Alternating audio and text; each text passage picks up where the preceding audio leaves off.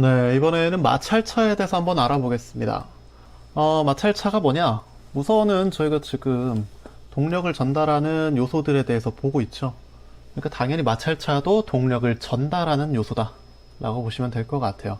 근데 이게 어떻게 생겼냐? 자, 살짝 내려보시면 오른쪽에 그림 하나 나와 있습니다. 마찰차 라고 되어 있는데요. 보시면 여기 축이 있고 거기에 꽂혀져 있는 이 디스크, 원판 같은 게 있을 거예요. 이게 마찰차입니다. 이걸 가지고 어떻게 동력을 전달하냐? 이름에서 알 수 있다시피 저희가 마찰력을 사용해 주는데요. 무엇의 마찰력? 자, 여기 꽂혀 있다고 한 이 마찰차 두 개 있죠? 얘네를 양쪽에서 꽉 미는 힘을 줍니다. 자, 그러면은 마찰차끼리 서로 맞닿겠죠?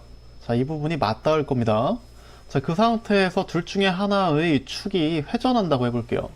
자, 그러면은 축이 회전함에 따라 거기에 꽂혀 있는 마찰차도 회전을 하게 될 거고, 회전하면서 걔와 맞닿아 있는 반대쪽 마찰차에도 뭔가 힘이 가해질 겁니다.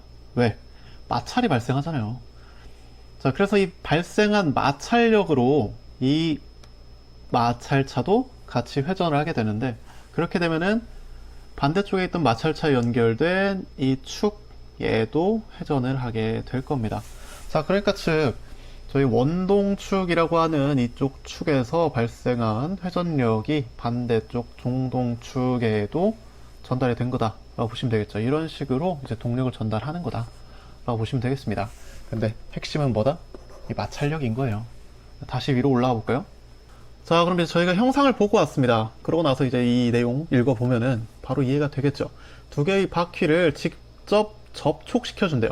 그리고 그냥 접촉만 시켜놓고 마는 것이 아니라 밀어붙인다. 양쪽에 힘을 줘서 이렇게 꽉 맞닿을 수 있게 밀어붙여 주는 거예요. 자, 그러면은 거기에 이제 생기는 마찰력이 있을 텐데 그걸로 동력을 전달하는 요소다라고 보시면 되겠고, 당연히 마찰력을 이용해서 하다 보니까 이게 힘이 온전히 전달될 수 없겠죠. 온전히 전달될 수 없어서 전달할 힘이 크지 않을 때, 그리고 이제 미끄러짐도 발생할 테니까 정확한 속도비 이런 것들로 전달이 안 되겠죠. 그런 걸 요구하지 않거나 뭐 등등의 이유일 때, 즉 간단하게 연결하고 싶을 때 쓰는 거다라고 보시면 되는 거예요. 생긴 것만 봐도 뭔가 제작하기 편하게 생겼죠. 뒤에 등장할 기어 이빨 만들고 이런 게 굉장히 복잡합니다. 그런 거에 비해서 제작이 쉬우니까 좀 간편하게 쓸 때 주로 사용하는 거다 라고 보시면 되겠습니다. 자, 그럼 다음으로 볼 것. 자, 오른쪽에 있는 마찰차의 특징 한번 봐볼까요? 자, 위에 있는 거는 똑같은 내용이고요. 자, 첫 번째 전달 동력이 크지 않을 때, 그럴 때 많이 쓴다고 했었어요. 애초에 전달 동력 자체가 크지 못합니다. 속도비가 정확하지 않다. 자, 이 얘기는 뭐냐? 저희 힘이 첫 번째로 발생하는, 힘을 첫 번째로 받는 마찰차가 있었는데 걔가 회전하면서 반대쪽에 전달을 한다고 해도 이 마찰력으로 온전히 힘이 전달이 안 되겠죠. 미끄러짐이 발생할 테니까. 그러면서 얘가 회전하는 각 속도에 비해 여기에 전달되는 속도 이런 것들이 굉장히 부정확하다라는 이야기가 되겠습니다. 대신에 기어 이빨 같이 맞부딪히는 것이 없다 보니까 조용하고요. 그리고 무단 변속이 가능하다라는 점이 이제 장점이 되겠죠. 자, 그리고 다음으로 과부하 시 미끄럼이 발생하여 손상이 방지된다. 자, 이건 무슨 얘기냐? 이것도 장점이 될 수 있는데 한쪽이 갑자기 예를 들어서 엄청나게 과부하돼서 뭔가 오류가 난 거예요. 회전 속도가 굉장히 빨라졌다고 해보겠습니다. 자, 그러면은 얘가 문제인 건데 여기에 연결된 뭔가가, 축에 연결된 무언가가 지금 문제인 상태겠죠. 자, 그런데 얘만 그렇게 뭐 파손되고 끝나는 것이 아니라 반대쪽에도 연결된 축에 원래 에너지가 다 전달돼서 얘까지 과부하가 될 가능성이 높습니다. 일반적인 뭐 기어 같은 걸 활용했을 때는요. 근데 마찰차를 쓰게 되면은 얘 혼자 이렇게 굉장히 막 과부하돼서 엄청나게 빨리 회전한다고 해도 반대쪽에 미끄럼이 발생하면서 오히려 에너지가 다 전달되지 못하다 보니까 오히려 손상을 방지시킬 수 있더라 라는 이야기가 되겠고요. 전동 효율이 낮다 라는 것도 특징으로 알고 계시면 좋겠습니다. 전반적으로 이제 미끄러지면서 발생하는 것들이 어떤 면에서는 장점이고 어떤 면에서는 좀 단점일 수 있으니 그런 것들에 좀 포커스를 맞춰서 알고 계시면 좋을 것 같네요. 자, 왼쪽으로 오시면 마찰차의 종류 있죠. 자, 원통 마찰차. 이게 좀 전에 봤던 그 원판 같이 생긴 거 두 개가 맞닿은 거다 라고 보시면 될 것 같아요. 그리고 그 옆에 내접, 외접 이렇게 구분이 돼 있었는데 그런 식으로 좀 차이가 있을 수도 있다는 거, 생긴 게 좀 차이가 있을 수도 있다는 거 알고 계시면 좋겠고, 자, 원추 마찰차는 뭐냐? 좀 전에 봤던 것처럼 앞에서 봤을 때 이렇게 생긴 게 아니라 얘가 원추형인 거예요. 옆에서 봤을 때 이런 느낌인 거죠. 자, 이걸 왜 쓰냐? 축이 같은 방향으로 이렇게 있을 수도 있겠지만 이렇게 교차할 수도 있겠죠. 교차할 때는 이렇게 원추 마찰차를 써주게 되면은, 자, 여기에 이쪽 부분에서 마찰이 발생해서 에너지를 전달을 해줄 수도 있습니다. 그래서 축이 교차할 때는 원추 마찰차를 써서 에너지를 전달하더라 봐주시면 되겠고, 홈 마찰차는 이제 마찰차가 맞닿는 부분이 아까 봤던 거는 이런 식으로 맞닿잖아요. 여기서만 맞닿는데 이거를 아예 여기에다가 홈을 파주는 겁니다. 이런 식으로. 자, 그러면은 상대 쪽은 여기에 들어갈 수 있게 이런 식으로 홈이 파져 있겠죠? 자, 예시를 들은 거예요. 자, 이렇게 되면은 같은 너비더라도 내부에 맞닿는 면적이 훨씬 더 커질 테니까 마찰력을 더 많이 발생시킬 수 있겠죠. 이렇게 되면은 원통 마찰차일 때보다 더 큰 동력의 전달이 가능해지는 겁니다. 그래서 이렇게 세 가지 구분되고 있다는 것도 알고 계시면 좋겠네요. 자, 그리고 내려오시면은 이제 이쪽 내용들, 이게 조금 계산하는 걸로 등장을 하기도 하니까 잘 알고 계시면 좋을 것 같은데, 첫 번째가 이제 마찰차의 축간거리라고 되어 있습니다. 축간거리가 뭐냐? 자, 오른쪽 그림 보시면 여기 C라고 되어 있는 거 있죠? 축과 축 사이의 거리가 몇이냐 라는 얘기입니다. 굉장히 직관적이죠. 계산하는 방식이. 보시면 2분의 D1 플러스 D2래요. 당연한 얘기잖아요. 여기부터 여기까지의 거리, 여기부터 여기까지의 거리. 그게 각각 원통 마찰 차이 지름의 절반 값이니까. 그러면은 지름을 더해서 2로 나눠주면은 축간거리가 나오겠죠. 근데 내접의 경우에도 똑같은 개념으로 그렇게 계산해서 C 값이 나온다고 보시면 되겠습니다. 네, 이거는 간단히 그냥 넘어가시면 될 것 같고, 그 다음 이제 마찰차를 밀어붙이는 힘이라고 되어 있어요. 자, 마찰차를 밀어붙이는 힘이 뭐냐? 아까 마찰차 같은 경우에는 그냥 맞닿게 해놓고 끝이 아니라 얘네가 꽉 맞물려서 마찰력을 발생시킬 수 있도록 양쪽에서 밀어붙인다고 했었죠. 그때의 힘을 얘기하는 겁니다. 그때의 힘. 자, 저희가 그 마찰차를 밀어붙이는 힘을 P라고 표현해 줄 거고요. 자, 그걸 바탕으로 했을 때 이런저런 것들을 좀 계산해보는 그런 내용이라 보시면 될 것 같아요. 보시면은 이 F는 뭐냐면 여기 서로 맞닿아 있는 부분에서 발생하는 마찰력 있죠? 마찰력입니다. 자, 마찰력은 저희가 이 마찰차를 만들 때 쓰는 재료에 따라 어떤 재료는 좀 더 마찰이 많이 발생하는, 어떤 거는 마찰이 좀 덜 발생하는 그런 재료들이 있잖아요. 저희가 일반적으로 봤을 때 뭐 종이, 뭐 고무 등등등등 다 각각이 발생시키는 마찰력이 다릅니다. 어떤 건 마찰이 더 잘 일어나니까요.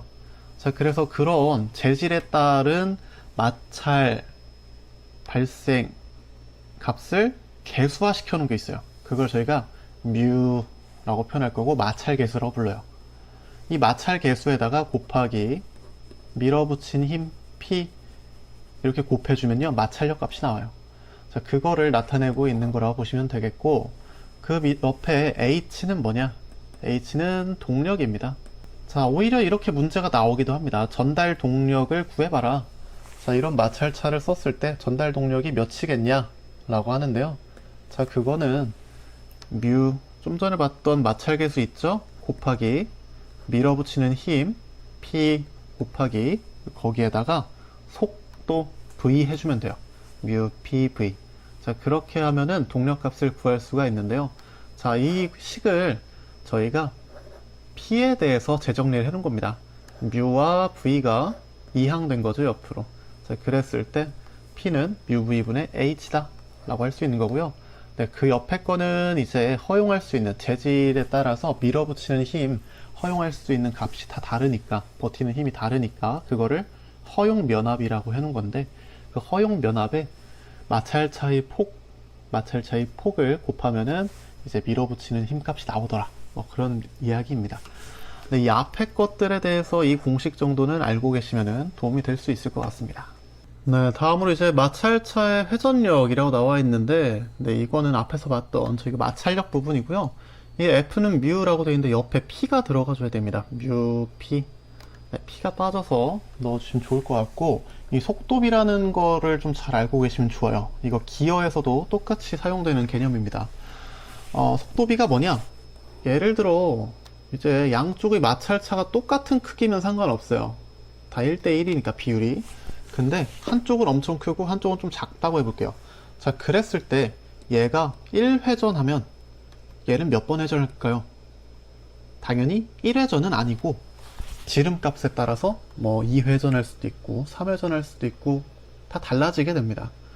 그거에 대해서 저희가 속도비라고 해주는데, 그것들을 어떻게 값을 우리가 찾아낼 수 있고 어떻게 정해줄 건지 그런 부분이라 보시면 될 것 같아요. 자, 첫 번째로 보셔야 되는 게, 자, 얘를 A라고 하고 얘를 B라고 해보겠습니다. A는 지름이 100이고요. 얘는 50이라고 해볼까요? 자, 그랬을 때 속도비 I 값은 자, dB분의 dA인 거예요. 자, 그러면은 dA가 100이고 dB는 50이니까 100을 50으로 나누면은 2분의 1이 되겠죠. 자, 2분의 1이 되는 겁니다. 자, 그러면은 이제 속도비 I는 2분의 1이 된 거고요. 그걸 기반으로 해서 나머지를 다 찾아낼 수가 있습니다. 근데 너무 당연한 얘기예요. 자, 보시면은 NA분의 NB. 자, NA가 100회전 했다고 해볼게요. 그럼 NB는 몇 번 회전해야 될까? 라는 건데, 자, 그러면은 NA가 100번 회전했어요. NB 값은 우리가 잘 모르죠? X라고 해봅시다. 자, X라고 했을 때 이거는 2분의 1이 돼야 돼요. 왜? I는 우리가 찾아냈잖아요, 아까. 자, 그러니까 X는 몇 번을 회전한다고 볼 것이냐 라는 것이 되는 겁니다. 자, 그래서 여기에 이제 값을 우리가 찾게 되면은 이거를 비율을 찾아내 줄 수가 있게 되는데요. 자, 이렇게 되면은 얘가 몇이 나와야 돼요? 그럼 50이 나와야 되죠. 근데 뭐 이거 뭔가 이상하죠. 자, 저희가 아까 여기 i가 2분의 1이라고 했는데 이게 아니라 2가 돼야 되네요. 자, 그래서 이거를 수정해 보게 되면, 자, 100분의 x는 2분의 1이 아니고요 2가 돼야겠죠. 그랬을 때 x는 200이 된다 라고 확인할 수가 있을 거예요.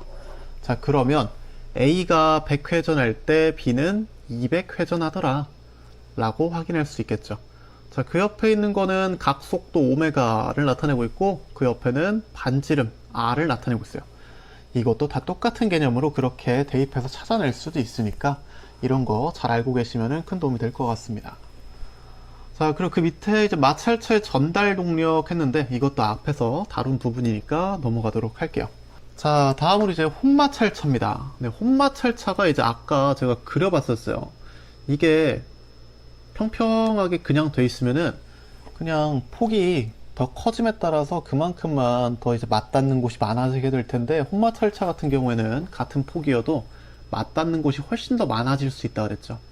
맞닿는 면적을 극대화시키려고 그렇게 해서 마찰력을 더 크게 발생시키려고 하는 게 혼마찰차라고 했었습니다. 그래서 그거를 기반으로 이런저런 내용들이 나와 있는데, 네, 세 번째 거 한번 봐볼까요? 혼마찰차는 보통 양바퀴를 모두 주철로 만들고, 홈의 각도는 2α 30도에서 40도 정도로 하게 된다 라고 되어 있습니다. 네, 이런 것들도 이제 잘 알고 계시면 큰 도움이 됩니다. 자, 그럼 이제 4번, 네 번째 거 보기 전에 이 2알파에 대해서 한번 좀 말씀드리자면, 이 혼마찰차에 홈이 있는 부분을 한번 이렇게 좀 크게 그려볼게요. 자, 그랬을 때 저희가 각도, 여기를 알파라고 합니다. 근데 홈 하나에는 경사가 2개 있죠? 그럼 여기도 알파예요. 자, 그러면은 홈 하나당 여기와 여기 이렇게 쭉 이어질 테니까 여기 실제 각도 값은 2알파가 되겠죠. 그래서 그거를 30에서 40도로 둔다는 얘기고요. 홈의 피치는 3에서 20mm, 보통 10mm, 홈의 수는 보통 5개다 라고 되어 있는데, 앞에 거보다는 이 홈의 수를 보통 5개로 한다 라는 내용을 잘 봐두시는 게 도움이 될 것 같습니다. 네, 이렇게 마찰차에 대해서 한번 정리를 해봤는데요. 마찰차는 사실 문제가 많이 나오진 않는다고 말씀드렸습니다.